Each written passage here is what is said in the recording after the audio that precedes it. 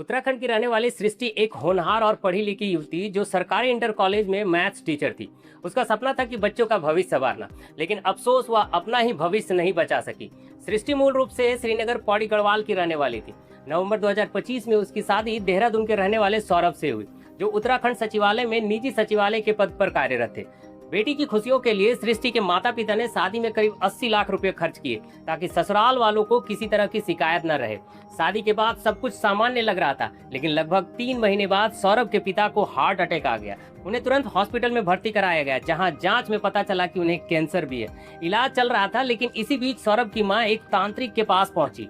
तांत्रिक ने कहा कि बहू के घर में कदम रखते ही परिवार में ग्रह नक्षत्र बिगड़ गए और उसी का असर बीमारी के रूप में सामने आया है। बस यहीं से सृष्टि की मुश्किलें शुरू हो गई।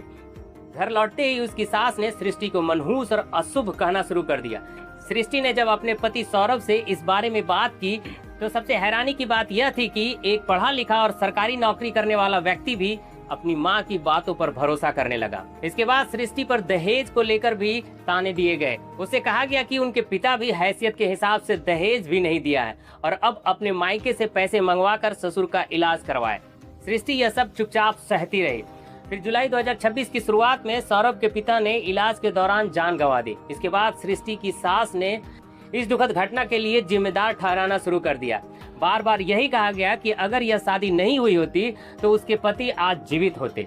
लगातार 5 महीने तक मानसिक दबाव और आरोप झेलने के बाद सृष्टि पूरी तरह से टूट गई। अपने ससुर के निधन के 3 दिन बाद यानी 29 जुलाई 2026 की शाम 7:30 बजे सृष्टि 90 सेकंड का एक वीडियो सोशल मीडिया पर अपलोड किया। वीडियो में उन्होंने अपनी मां से माफी मांगते हुए कहा कि वह पिछले 5 महीने से यह सब सह रही है, लेकिन अब यह सब उनके लिए सहना संभव नहीं है।